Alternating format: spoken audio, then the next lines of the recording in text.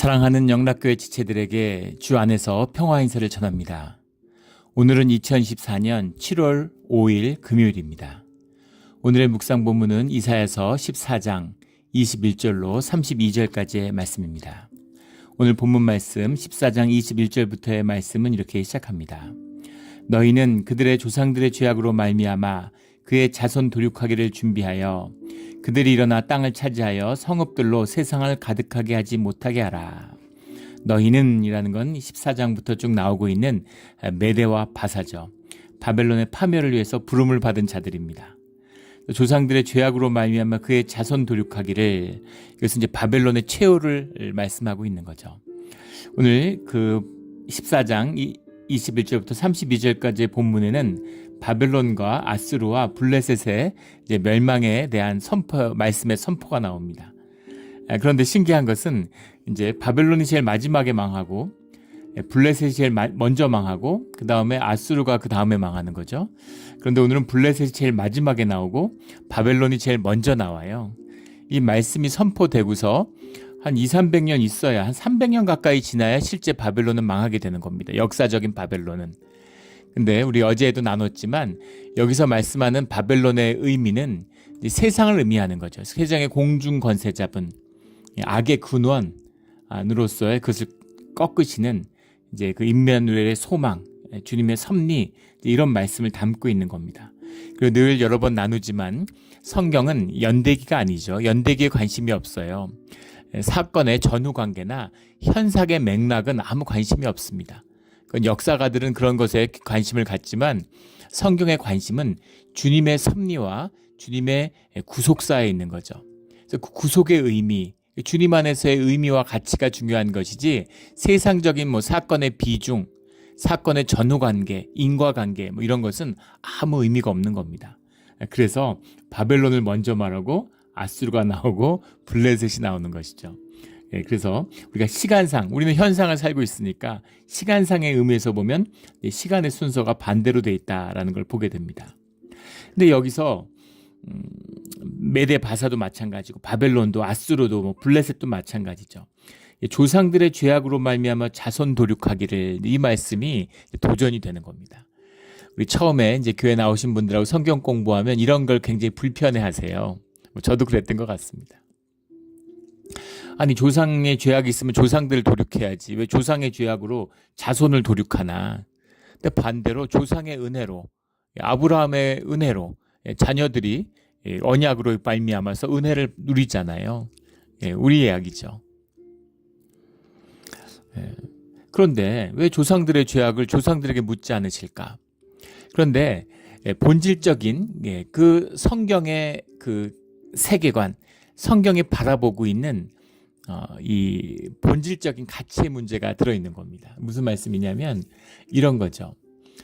우리는 자꾸만 현상의 문제를 바라보면서 또 주님의 섭리를 바라보면서도 이것을 선악간의 대결로, 좋은 일, 나쁜 일, 선한 일, 악한 일로 대립시키려고 하는 겁니다.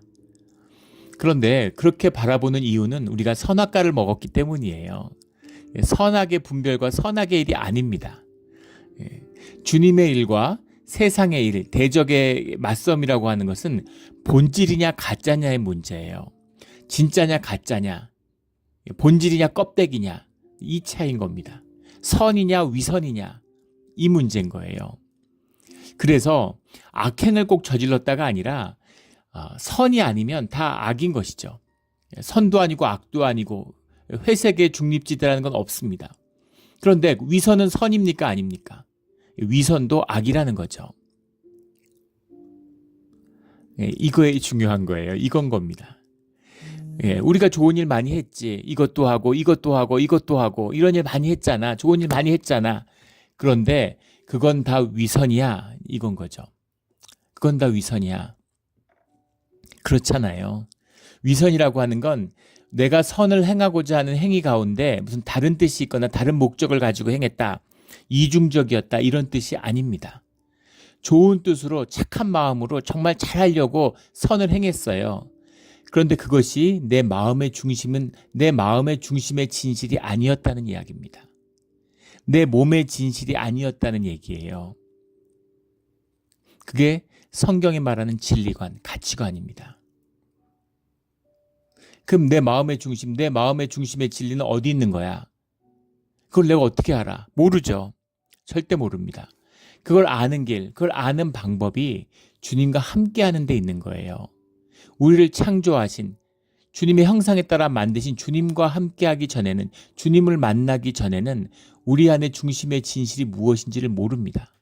그리고 우리 마음의 중심을 주장해 주실 수 있는 분도 주님밖에 없는 것이죠. 그래서 주님이 아니면, 생명의 근원과 만나지 않으면 생명이 피어나지 않는 것처럼 주님과 함께 하지 않으면 선한 역사가 피어날 수가 없어요. 이것이 성경이 말씀하는 진리입니다. 세상을 보세요.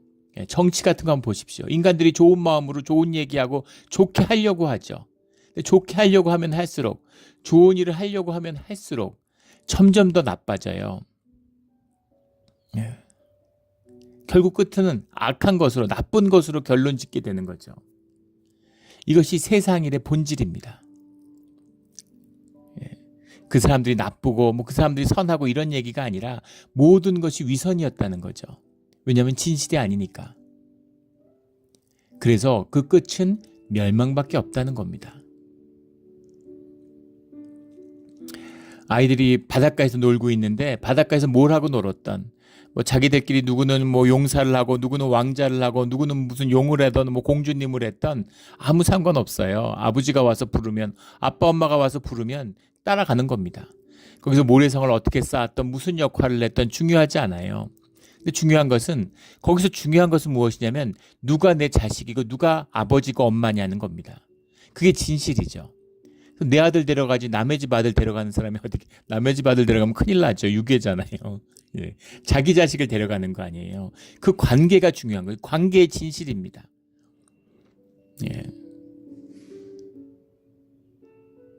친구하고 친했다고 해서 아무리 호감이 있고 이렇다고 해서 남의 자식 데려가는 부모가 어디 있겠어요. 그게 진실이라는 거예요. 진실만이 남는, 모든 거짓이 불태워졌을 때, 모든 껍데기가 썩었을 때 썩지 않은 생명의 진실이 드러난다라는 거죠. 그 의미인 겁니다. 그 의미에서의 주님의 구속과 구원이 아닌 것에는 모든 것이 세상의 인과로 움직이게 되어 있는 거예요. 이것도 주님의 섭리한 부분이긴 하죠. 주님의 은혜가 없으면 세상의 모든 것은 결국 굴레와 멍해가 됩니다. 거기서 벗어나지 못해요. 다 이것을 이제 불교에서는 업이라고 그러죠. 다 업을 쌓는 겁니다. 내가 하는 모든 작은 행위, 말 한마디도 내게 돌아와요. 그것이 나를 묶고 내 자식을 묶는 겁니다. 그래서 입술의 정결이 중요해요. 그 업을 안다면 입술을 조심할 수밖에 없습니다. 내가 하는 말이 내 자식을 어떻게 망치는지를 보는 사람만이 뒷담화를 끊을 수 있습니다. 절대 못 끊죠. 인간이 뒷담화로 성장해 왔는데, 주님의 은혜를 만나지 않는 자는 두려움을 끊지 못해요. 인간이 두려움으로 살았습니다. 토끼들 한번 보세요. 토끼가 겁의 상징이죠. 겁이 제일 많고 제일 불안한 게 토끼예요. 토끼 키워보신 분들은 알 겁니다. 토끼가 얼마나 겁이 많은지. 저희 어렸을 때 토끼를 키웠는데 항상 불안하고 조그만 소리가 나도 그냥 벌벌벌 떨죠. 그렇게 겁이 많을 수가 없어요. 토끼는 왜 이렇게 겁이 많을까? 물론 먹이 사슬의 최하단에 있으니까 그런 것이지만 그 공포감과 불안함이 도를 넘게 강화됐죠. 왜 강화됐겠습니까? 세상에 살면서 생각해 보세요. 토끼가 기분 좋게 막 풀 뜯어 먹고서 홍나무 같은 걸로 이쑤시면서 누워서 배 두드리면서 한 3시간씩 누워 자고, 그러면 그런 토끼는 어떻게 됐을까요? 다 죽는 겁니다. 계속 눈을 두리번거리고 불안에 떨고 달달달달 떨고 있는 그 토끼들만 살아남았어요. 그래서 토끼는 겁이 많은 겁니다. 인간은 다를까요? 불안하고 근심하고 염려하고 벌벌 떠는 인간들이 살아남는 겁니다. 세상에서 인간은 점점 더 불안하고 겁이 많은 자들이 되는 거예요. 그런데 우리를 보호하시고 우리를 구속하시고 우리를 날개 곁에 보호해 주시는 아버지의 은혜를 만나는 그 주의 자녀만이 평강과 기쁨으로 살아가는 겁니다. 믿음으로 살아가는 것이죠. 이것이 구속의 섭리고 구속의 은혜예요. 그래서 세상을 산다는 건 조상의 죄악으로 도륙을 당하는 겁니다. 특별히 뭐 억울한 게 아니라 세상이 그런 거죠. 섭리예요. 카르마입니다. 거기에 묶여 있는 거예요. 억울할 일도 원통할 일도 없습니다. 다 내게서 나간 것이 내게 돌아오는 것이죠. 문제는 내 부모에게서 내 조상에게서 나간 게 내게 돌아와요. 그것을 풀 수 있는 은혜가 주님과 함께하는 우리의 새로운 삶, 새로운 자유죠. 대한민국이 독립되고 이제 일본보다 잘 사는데 서로 그렇게 미워합니다. 유전적으로 분석하면 똑같아요. 생물학적으로는 똑같은 그 인종입니다. 똑같은 민족이에요. 그런데 살아온 경험과 문화가 다른데 거기에 묶여 있는 거죠. 그래서 한치도 벗어나질 못해요. 그럼 영원히 미워하고 영원히 증오해야 합니까? 그걸 용서하고 풀 수 있는 것이 주님의 은혜예요. 그래서 주님 안에서 자유함이 있고 주님 안에서 새로운 역사가 시작되는 겁니다. 이런 새로운 삶의 시작이 우리 안에 열리기를 주의 이름으로 축원합니다. 23절에 내가 또 그것이 고슴도치의 구렬과 물웅덩이가 되게 하고 또 멸망의 빗자루로 청소하리라. 무서운 말씀이죠. 모든 것을 주님이 깨끗이 쓸어버리신다. 심판이 반드시 있다라는 거죠. 여기서 또 하나 만나는 것은 굉장히 중요한 신학적인 주제죠. 임마누엘의 꿈을 주셨어요. 주님이 심판의 꿈을 주셨습니다. 어서 오시옵소서. 심판이 임하게 하여 주시옵소서. 심판을 늦춰주시옵소서라는데 심판이 와야죠. 근데 우리는 심판을 늦춰주고 싶은 더 오늘 우리를 부른다는 기쁜 마음으로 천국 가겠습니까? 하루만 더 살았으면 땅의 기쁨이 아직 남아있는데 하루만 더 누렸으면 주님이 그런 마음을 헤아리시고 늦춰주시는 거죠. 근데 우리가 어느 순간엔 자원하는 심령으로 더 이상 안 돼. 이건 도저히 안 돼. 주님 오늘 심판하여 주십시오. 오늘 끝내주십시오. 라는 기도가 임하게 되는 거죠. 그런데 주님의 심판이 임하는데 주님이 바벨론을 심판하시는데 300년 있다 심판하세요. 심판한다. 악을 심판하겠다. 주님의 공의를 세우시겠다는 말이 위로가 되죠. 나는 7, 80년 사는데 300년 뒤에 심판이 오면 어떡합니까? 내가 살아서는 악이 후광하고 악이 흥청거리는 걸 봐야만 돼요. 그게 끝이 아니고 주님의 심판이 있다는 것에 소망을 받죠. 독립운동하는데 도저히 일본은 무너질 것 같지 않아요. 일본이 망한 다음에 저희 아버지 옛날에 몇 번 소개한 적이 있죠. 그 대구에 나와서 공부하고 계셨는데 중학교 때 초등학교 졸업하고 중학교 때 이제 일본이 망한 거죠. 일본이 계속 이긴다고 가짜 뉴스를 얘기하니까 다 일본이 이기는 줄 알았고 또 한반도에서는 뭐 전쟁이 없으니까 일본이 기세등등했던 거죠. 일본이 하루아침에 망했다는 거죠. 그 권세 그 힘이 다 어디 갔는지 그렇게 당당하고 칼을 차고 눈을 부라리던 순사가 조선 사람들 눈치를 보고 두려움에 떠는 거죠. 보복당할까 봐. 근데 고향에 왔는데 그 상주 그 산속에 있는 음진마 화산리의 음진마에는 해방이 찾아오지 않은 거예요. 독립되고 2주나 돼서 찾아갔는데 방학이 돼서 그런데 아무도 독립된 걸 모르는 거죠. 할아버지한테 아버지한테 저희 아버지가 할아버지한테 일본은 망했습니다. 제국주의는 완전히 망했다고 일본은 망했다고 그러니까 할아버지가 혀를 끌끌 차시면서 야 하늘이 무너지지 일본이 망하겠냐. 3.1 만세운동을 해도 뭘 해도 안 되는데 일본은 천하무적인데 그런데 일본을 망했다는 걸 받아들이지 못하는 거죠. 그런 겁니다. 독립운동을 하는데 일본은 망해. 내가 일본을 완전히 고슴도치 굴혈로 만들어주겠어. 고슴도치 무릉덩이가 되게 하고 멸망의 빗자루를 청소해버리겠다. 이렇게 주님이 말씀을 주셨다고 한번 생각해 보세요. 얼마나 기쁘고 감격 있겠습니까? 아 최후의 승리구나. 결국은 독립을 하는구나. 너무너무 감사의 눈물이 흐르겠죠. 그런데 300년 뒤에 망해. 우리가 현상을 사는데 300년 뒤에 물론 일본은 멸망하지 않고 결국은 조선이 멸망하고 말아. 이러고보다는 100배, 1000배 감사하죠. 근데 우린 7, 80년 사는데 300년 뒤에 망하면 어떡합니까? 그럼에도 불구하고 영혼을 사는 주님과 함께하는 자들에게는 그것이 소망이 되고 꿈이 되는 겁니다. 그래서 주님을 바라보는 주님의 바라봄이에요. 우리의 신앙이라는 것은 바라봄입니다. 그 바라봄 속에서 우리의 심령 가운데서 주님의 일을, 시간을, 우리의 심령은 시간이 없잖아요. 영은 육의 것이지 심령의 것이 아닙니다. 의식의 것이지 무의식의 것이 아니에요. 심령 가운데, 영혼 가운데 누리는 그것을 보고 기뻐하고 그 기쁨으로 오늘을 살아가는 겁니다. 아직 현상은 해방되지 않았지만 하늘에 이루어진 것으로 살아가고 그것을 바라보며 땅에서 이 하늘에서 이루어진 꿈이 이루어지게 해달라고 기도하며 살아가는 것이죠. 이것이 믿는 자의 가는 길입니다. 이 비밀이 신앙의 비밀이에요. 그래서 이 기쁨으로 사는 겁니다. 기뻐할 게 하나도 없는데 아직 제국주의 기세가 등등한데 독립의 기쁨으로 살아가는 거죠. 어제가 독립기념일이었습니다. 미국이 독립했다는 게 기적이에요. 하나님의 은혜입니다.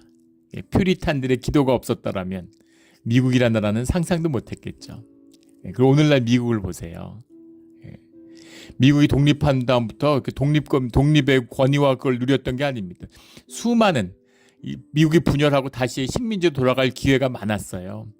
심지어 1812년인가요? 나폴레옹을 꺾어놓고서 대륙 문제를 마음을 뺏겼지만 그걸 정리하고 다시 원기를 완전히 회복한 영국이 다시 미국을 쳐들어오죠. 워싱턴이 점령하고 백악관을 불태운 거 아닙니까? 그 불태운 거를 다시 흰 페인트로 칠해서 이제 화이트하우스가 된 거죠. 미국이 어떻게 영국으로부터 독립을 합니까? 근데 그 독립의 꿈을 믿음으로 가진 거죠. 그 꿈 안에서 미국의 꿈이 그 불이 꺼지지 않았기 때문에 아직 미국이 세계 초강대국으로 세계의 공의를 지키는 파수꾼의 역할을 하고 있는 거죠. 그게 지금 거의 다 무너지고 그 불이 이제 꺼지려고 그래요. 오늘 역사적인 해가 될 것 같은데 미국이 그런 미국의 꿈을, 독립의 꿈을, 민주주의의 꿈을 이어갈 수 있을지 그 불이 꺼지고서 그 바벨론과 아수리의 운명으로 이제 접어들지 이제 그것을 가름하는 이제 중요한 미국의 순간에 서 있는 것 같습니다. 점점 쇠퇴하고 미국의 기상, 미국의 정신 이런 게 혼미하죠. 미국의 이익, 왜 미국의 자국의 이익, 왜 세계 문제에 관심을 가져? 미국만 잘 되면 되지. 근데 미국만 잘 되기 위해서 미국이 세계의 관심을 끄는 순간, 세계의 경찰의 역할을 끄는 순간 미국은 끝나는 거죠. 근데 그것을 봐야 하는데 그 섭리를 모르는 겁니다. 우리의 또 하나의 조국이죠. 미국이 주님 안에서 이 복에 주님의 기름 부음이 끊어지지 않기를 주의 이름으로 축원합니다. 대한민국도 마찬가지죠. 대한민국도 혼미하고 위태로워요. 주님의 부르시는 그 은혜가, 주님의 구속의 은혜가 끊어지면 세계에서 제일 비참한 나라가 될 운명에 처해 있죠. 지정학적으로 그렇습니다. 주님이 기름 부어 주셔서 오늘의 대한민국이 되는 거죠. 고난과 어려움 속에서 커가는 겁니다. 생명의 역사, 생명의 등불이 꺼지지 않기를 주의 이름으로 축원합니다. 24절에 만군의 여호와께서 맹세하여 이르시되 내가 생각한 것이 반드시 되며 내가 경영한 것을 반드시 이루리라. 반드시, 주님의 뜻은 반드시 이루어지죠. 주님의 권능이고 주님의 말씀이 성취되는 것입니다. 오늘 말씀 가운데 26절에 정한 경영이며 27절에 만군의 여호와께서 경영하셨은즉 해작이라는 말인데, 해작이라는 말이 자흐한 뒤에 붙은 야하치라는 말이 변형된 겁니다. 야하치라는 말이 우리 모사요 그런 게 나올 때 임마누엘의 꿈에 나오는 그 모사가 야하치죠.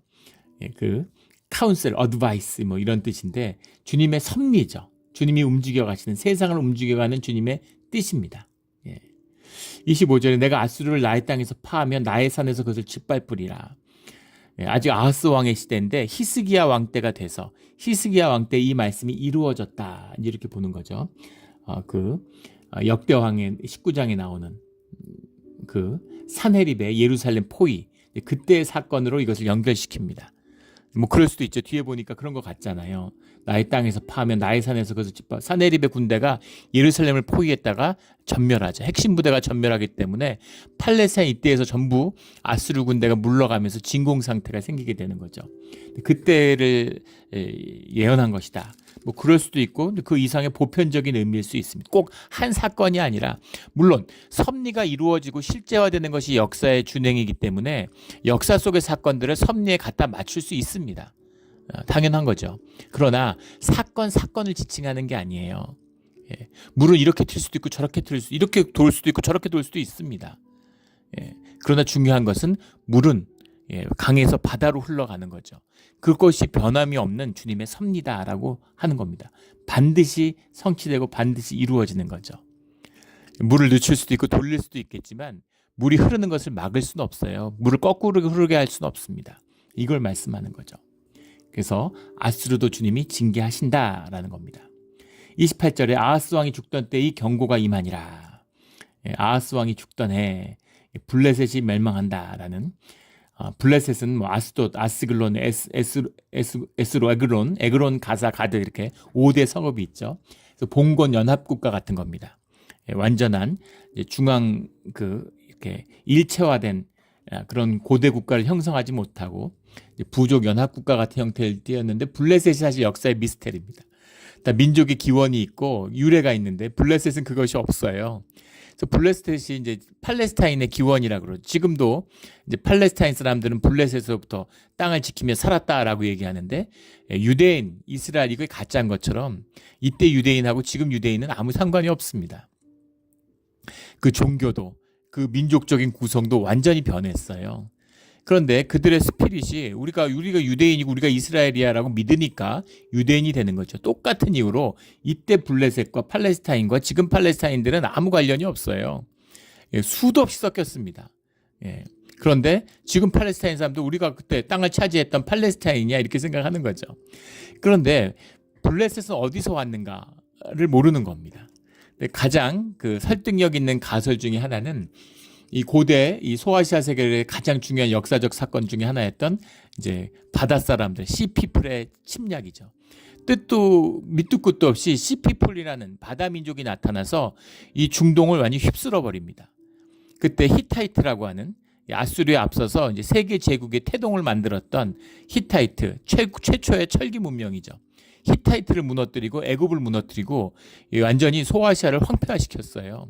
문자도 없고 문명도 없는데 그 싸움을 잘했던 그 시피플이 팔레스타인 지역, 지금의 소아시아 지역에 정착한 사람들이 블레셋이 아니냐 이렇게 보는 가설이 가장 많은 지지를 얻고 있습니다. 그런데 또 역사학자들은 이 시피플의 침공, 블레셋의 침공이 있었기 때문에 역설적으로 사실은 출애굽이 가능했고 이 히브리인들의 정착이 가능했다. 팔레스타인 지역에 이제 그렇게 봅니다. 그 지역에 있었던 맹주들, 기존에 있었던 나라들을 블레셋이 다 짓밟았기 때문에 그 진공 상태로 인해서 이제 그 유다 민족이 이스라엘이 이 팔레스타인 지역에 들어올 수 있었다. 가나안 땅에 들어올 수 있었다. 이렇게 보는 거죠. 근데 뭐 그럴 수도 있죠. 그러나 더 크게 보면은 뭐 어떤 민족이 차지하고 있었어도 로마도 뒤집었는데 주님이 하시는 이루시는 섭리에서 능치 못할 일이 뭐가 있겠습니까? 주님이 이런 것도 쓰시고 저런 것도 쓰시겠죠. 이 블레셋은 우리 사사기 때에서부터 뭐 사울 다윗 왕 때부터 끝없는 블레셋과의 싸움이잖아요. 근데 블레셋이 이제 이때 망하게 되는 거죠. 블레셋 온 땅에 너를 치던 막대기가 부러졌다고 기뻐하지 말라. 뱀의 뿌리에서 독사가 나겠고 그의 열매는 날아다니는 불뱀이 되리라. 이 막대기가 누구냐? 그래서 이 막대기가 뭐 아하스다 이렇게 해석하는 경우도 있는데 그럴 리는 없겠죠. 아하스가 블레셋을 때리는 막대기가 될 수 없죠. 아하스는 막대기가 아니라 북이죠. 이 당시에 이제 유다와 예루살렘은 북입니다. 막대기가 아니라 끊임없이 두드려 맞는 거죠. 이 막대기는 이제 역사적으로는 디글라빌레셀 3세일 것이다. 이렇게 봅니다. 디글라빌레셀 3세가 주전 738년부터 722년까지 죽던 해까지 한 16년 동안 완전히 이 팔레스타인 전역을 괴롭히고 그 나라들을 이제 짓밟던 그런 왕이죠. 아수르의 왕입니다. 근데 디글라빌레셀이 죽으면서 왕권, 예전에 고대 국가는 그렇잖아요. 왕이 죽으니까 왕권이 약화돼서 그 왕권의 진공 상태에서 시리아와 수리아와 북이스라엘이 연합해서 우리가 한번 뒤집어 보자 이렇게 일어났던 거죠. 그런데 그 다음에 사네립이 나와서 이제 박살이 나는 겁니다. 이때 이제 블레셋이 이제 역사에서 종족을 감춰요. 완전히 거기다가 이제 그 아수르는 혼합주의를 선택했기 때문에 그 블레셋이 살아남지 못합니다. 완전히 진멸되는 그런 역사죠. 뱀의 뿌리에 독사가 나겠고 열매는 날아다니는 불뱀이 된다. 뱀, 독사, 불뱀 그러니까 점점 더 악화되는 거죠. 그러니까 이것만 지나가면 살만하지. 이것만 넘기면 어떻게 되겠지. 꿈깨 이런 거죠. 점점 더 독한 애, 점점 더 악한 애가 와. 이런 겁니다. 그러나 30절에 유다 가난한 자의 장자는 먹겠고 궁핍한 자는 평안히 누우려니와. 가난한 자의 장자는 누굴까요? 유다죠.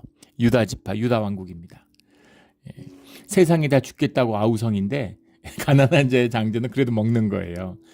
궁핍한 자는 기근으로 다 죽는데 거기서 평안히 누워서 자는 겁니다. 이것이 주님의 은혜 받은 자의 비밀이죠. 세상이 다 굶주리고 세상이 다 가난한데 나만 막 부가 넘치겠습니까? 세상 가운데 살아가는데. 그런데 같이 굶고 같이 죽지는 않는다는 거죠. 그래도 주님의 보호하심과 긍휼하심이 있기 때문이죠. 이 모든 일을 하는 이유가 예루살렘의 회복과 이스라엘의 회복을 위한 것이니까 그 일을 주님이 이루신다는 거죠.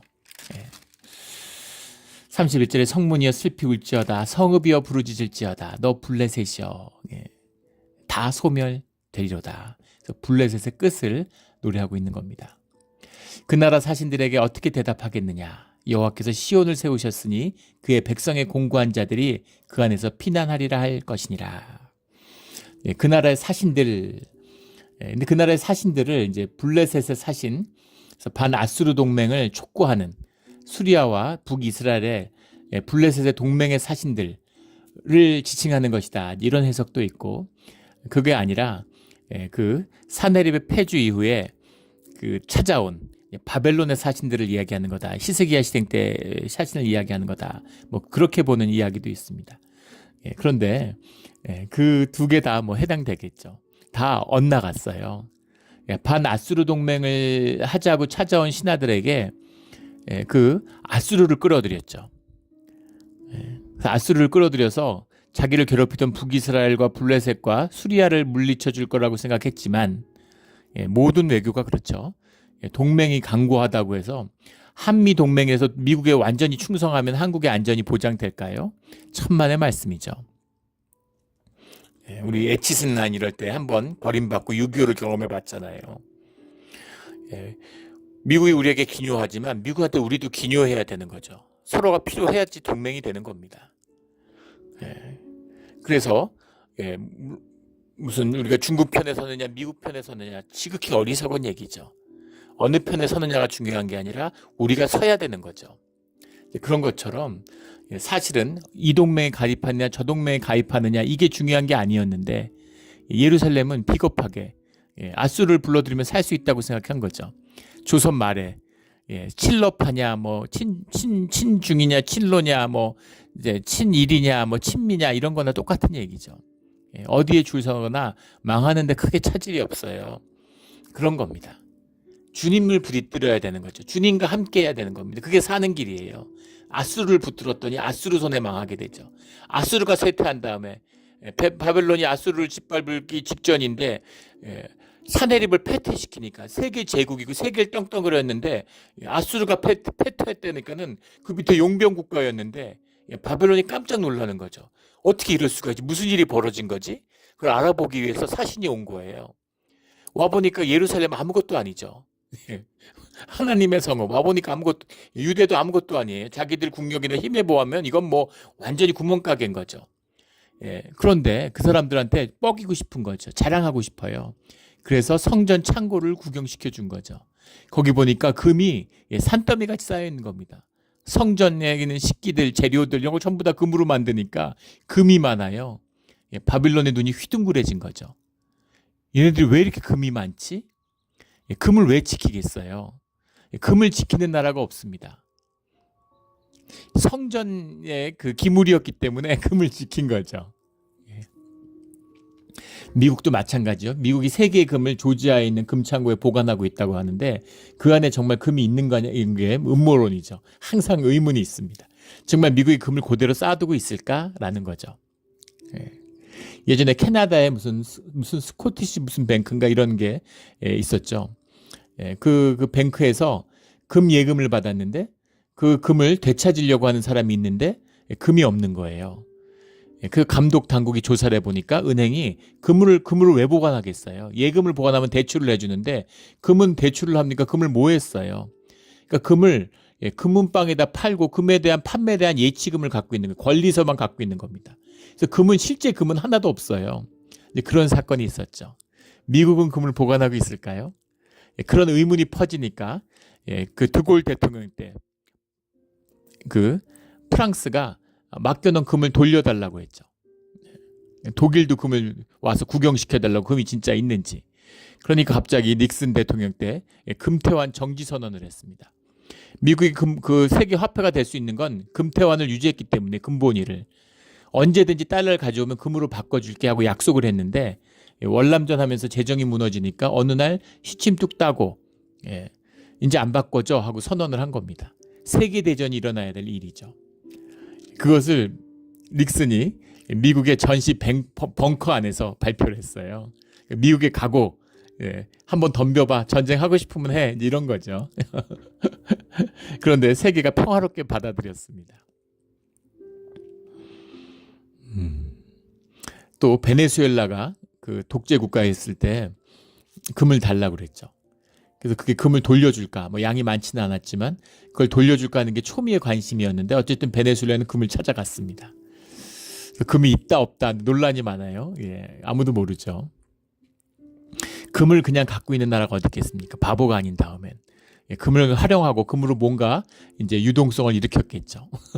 그런데 이스라엘은 성전을 모시는 일치 국가니까 그러니까 금을 쌓아놓고 있는 거죠. 금의 식기, 금의 제단 다 금칠을 해가지고. 근데 바벨론에게 금을 갖고 자랑을 하니까 결국 바벨론의 침략을 불러들인 거죠. 그래서 그 금을 다 바벨론에 뺏기잖아요. 이렇게 어리석은 일이 어디 있는가를 역사가 지난 지금 우리가 보는 거죠. 그 시대는 바벨론을 꿀리고 싶은 거죠. 밑으로 누르고 싶은 겁니다. 우리가 세상에서 뻐기고 싶은 마음이잖아요. 남 위에 쓰고 싶은 마음, 어리석은 마음. 그렇게 살면 안 돼. 이런 주님의 말씀인 거죠. 우리 이번 주일날 나누게 될 고린도전서의 말씀이죠. 6장의 말씀. 없어도 있는 것처럼 있어도 없는 것처럼 지혜로워도 어리석은 것처럼 것처럼 하는 말씀이 계속 나오는데 이것도 아니고 저것도 아니라는 겁니다. 모호함이에요. 현상에 물결치는 물결위를 살아가는 신앙인들의 삶의 그 비밀, 신앙, 영의 비밀은 무엇이냐면 모호함을 우리의 삶에 실제로 받아들이는 겁니다. 인간은 컨트롤하고 싶어요. 인간은 완전하고 예측 가능한 시간 속에서 살고 싶은 그런 지향을 갖고 있습니다. 그게 우리의 에고의 특성이잖아요. 컨트롤, 파워 컨트롤이죠. 내 상황을, 내 삶의 조건을, 내 환경을, 내 자식을, 내 잡을, 내 비즈니스를 컨트롤하고 싶어요. 예측하고 싶어요. 거기서 안정을 찾고 싶어요. 근데 예측할 수 없고 컨트롤되지 않고 안정되지 않아요. 이것이 실제라는 겁니다. 그 모호함이라는 걸 외면하고 자꾸 모호하지 않은 것처럼 만들고 싶어요. 그러나 모호함을 받아들이고 모호함 속에서 그 실제를 살라는 겁니다. 어떻게 살아요? 그 안에서, 불안에서. 토끼처럼 살아야 되잖아요. 근데 주님이 사자와 같이 살라는 거죠. 걱정할 거 없어. 네가 주의 자녀다. 내 자식이다. 네가 뭘 걱정하니? 네가 왜 먹고 사는 걸 걱정하니? 네가 왜 네 비즈니스를 걱정하니? 네가 왜 네 자식을 걱정하니? 내 자식이고 내 비즈니스인데 나를 믿고 너는 평안하게 누리면 돼. 내일 일을 염려하지 마. 오늘 평화 속에서, 오늘 평강 속에서 잠들어. 내일은 더 멋진 하루가 된다. 이 주님의 말씀인 겁니다. 그 모호함을 받아들이는 거예요. 이게 믿음입니다. 신하들에게 여기 붙을 필요도 없고 저기 붙을 필요도 없어. 남보다 높아지려고 할 필요도 없어. 그냥 평안을 누려. 안식을 누려. 이 말씀인 거죠. 이게 네가 사는 길이다. 심판의 때, 마지막 때 네가 은혜 가운데 살아가는 비밀이야 오늘 우리에게 주시는 말씀입니다. 이 말씀의 참된 뜻을 깨달아 주님의 섭리 가운데서 은혜와 축복을 누리는 그런 우리 모두가 되기를 예수 그리스도 이름으로 축원합니다. 아멘. 기도드리겠습니다. 하나님 아버지, 귀한 말씀과 귀한 꿈을 주시니 감사합니다. 소망을 품고 주님을 바라보며 살아가는 우리의 삶의 실제가 되게 하여 주시옵소서. 감사하며 예수 그리스도의 이름으로 기도드렸습니다. 아멘.